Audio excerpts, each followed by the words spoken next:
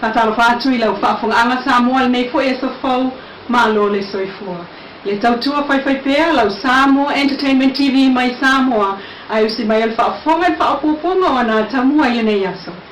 Ua whetau I lama le 5 mai aso le na atofa I le fionga le whamsino ta lasa atoa sa anga.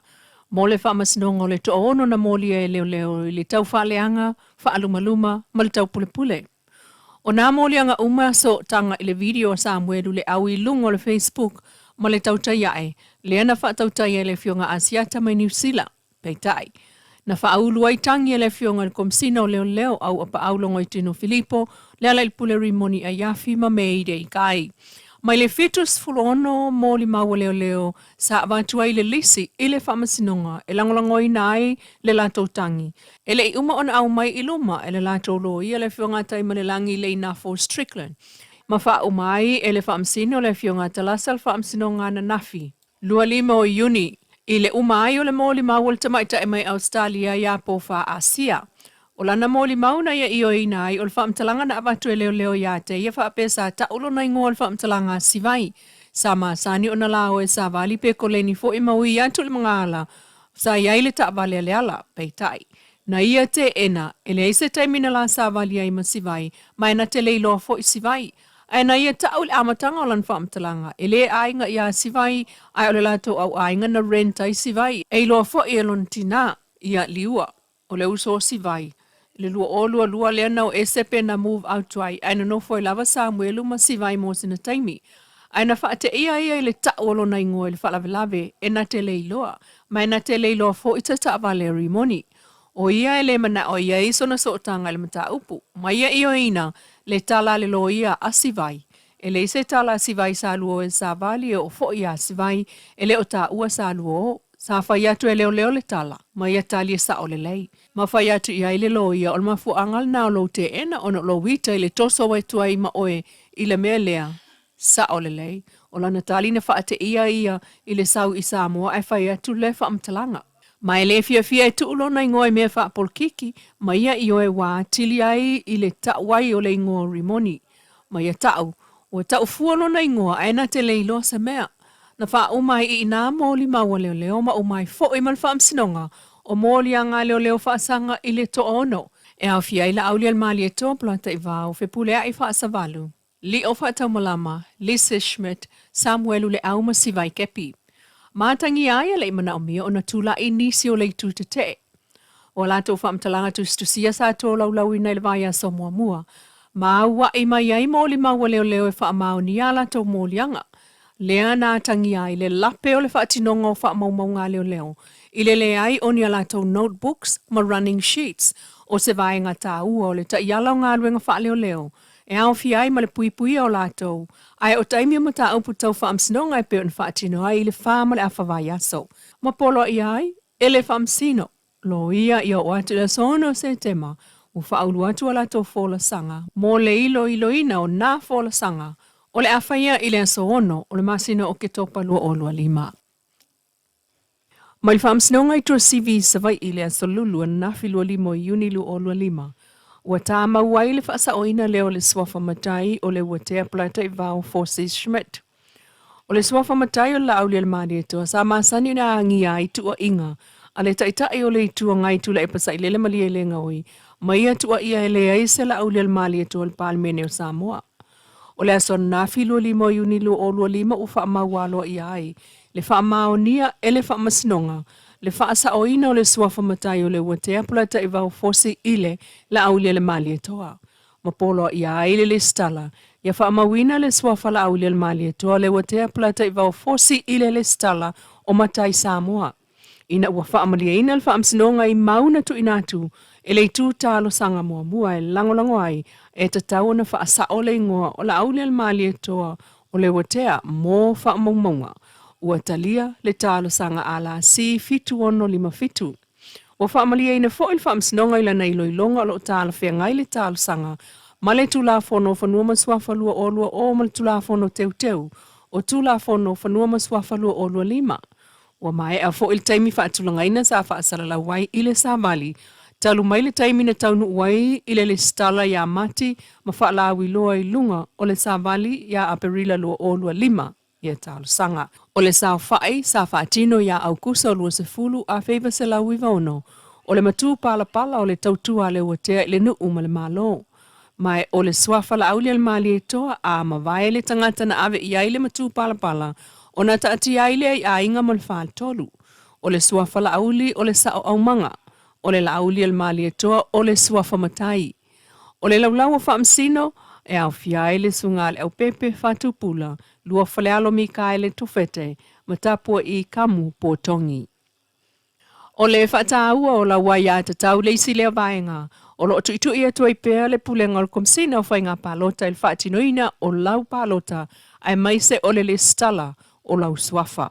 Ai o ki le ke tonu tulanga ho le o le whaatono o tu e au o le palota o e a le whiwhiringa sa loto.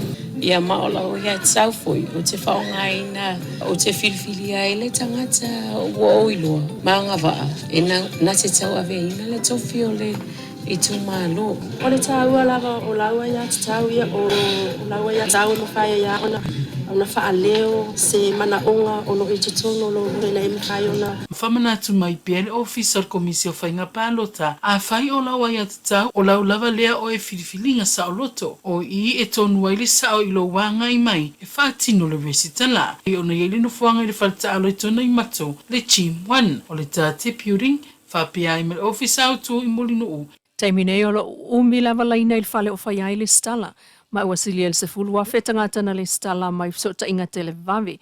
Ua sa valivali atu le iwa se fulu a whetangata anu ua uma o na whai le stala. E au fiai ma ilatou. E lata ele lua se lau mai itu ma lo e lua i upolu nei. O lo tanga i ai le ofisa palota il soli tu la fono na whaatino e latou le stala. E pe o le avatu le le ofisa whaaitu ma lo e whaatino ane ai. E se lau sulfitu a whe lua se lau lua lima tangata palota e tau ona filiina le malo fau. O le palota o loma peitai, o tusa o le valu sulvalu a whe fitu se lau onono, i le teimine wa umana le stala, po o le fitu se fulu ono pasene o le whaita wa whai. Lona winga, to e lua sulvalu a whe wha se lau lima iwa o lo toe, po o le lua fulfa pasene. O le itu malo o whale ata tasi, o lo numera silia le tele ona tangata ele i le stala e silia le tolu afe. Ma isi itu malo o te tele o lo ilunga ane lava o le lua afe tangata palota ele i le stala, e au fiaiva i maunga wha, whale ta lua masanganga tasi. O le asa lulu ana na filua lima o iuni lua o lua lima, len wha lau lua aile vaenga o le anava tau lona wha.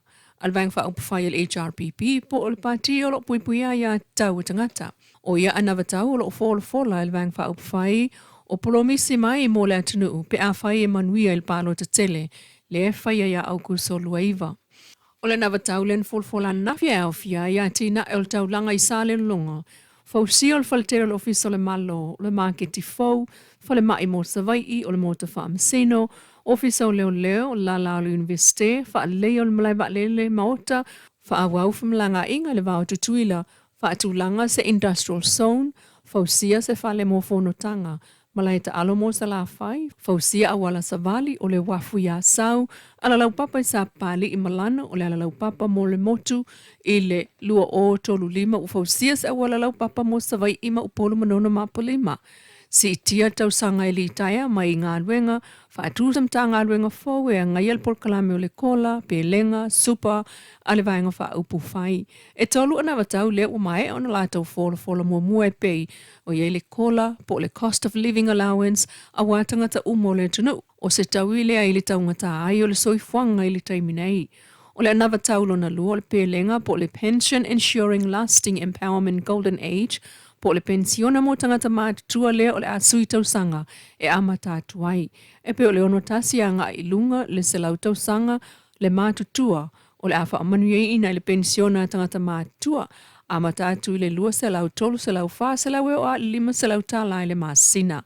O le anawa taulo na tolo le super po le super underprivileged population assistance. Po le isi vaenga lea, o le aaba SAVHEST mai mea aimana o mia yasa uma, e pei ona iai le moa o le alaisa pe pasusu, ma isi o o iai VHEST po le la fonga, o lo whaatau i le whale o loa. Whapea ai, ma isi vaenga e pei o le sosoani mo i la tau e iai a fianga tūma o le soifua, le disability benefit, mai le se lautala i le tolu se lautala i le masina, whapea ai ma le lua se lautala mo le tau si mai. O O le whaalāwi loa lea le HRPP na whai le apita o pisanga I sa le lolonga I le salulu ana nafi 25 Iuni. O vesinga le falta alo tuana I mato a o whaanga solo le stala o palota lea na saunua wha malama iai.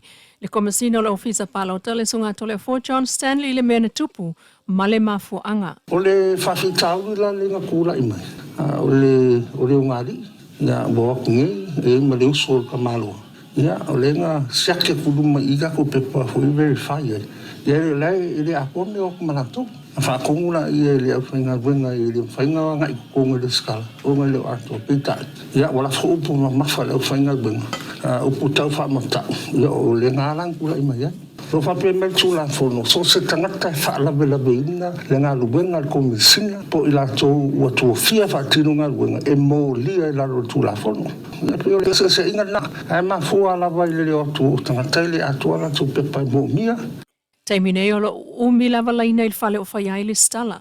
Ma ua silia le se fulua whetangata na le stala mai sota inga te le vavi. Ua sa valivali atu le iwa se fulua whetangata anu ua uma o na whai le stala. E au fiai ma I latou, e lata I le lua se lau mai tu ma lo e lua I upolu nei.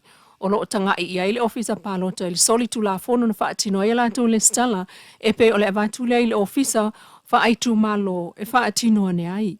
E se lau sulfi tuafe lua se lau lua lima tangata palota e tau ona filiina le malo fau. O le palota o loma peitai, ua tusa o le valu sulvalu afe fitu se lau onono, I le taimine wa umana le stala, po o le fitu se fulu ono pasene o le whaita wa whai. Lona winga, to e lua sulvalu afe fa se lau lima iwa o lo toe, po le lua fulfa pasene. O le itu malo o whale ata tasi, o lo numera silia I le tele ona tangata ele I le stala e silia le tolu afe. Ma isi itu malo o te tele o lo ilunga ane lava o le lua afe tangata palota ele I le stala, e au fiaiva I maunga wha, whale ata lua masanganga tasi. Se tautua le nā, lau Samoa Entertainment TV mai Samoa le nefo iaso, e wha moe moe le lofo le tua tātou tui whiro, e fo iaso atai au se wha poponga, ai ma whaftai tuai I le Wendy's Design, mai funga lei, mo le wha la e.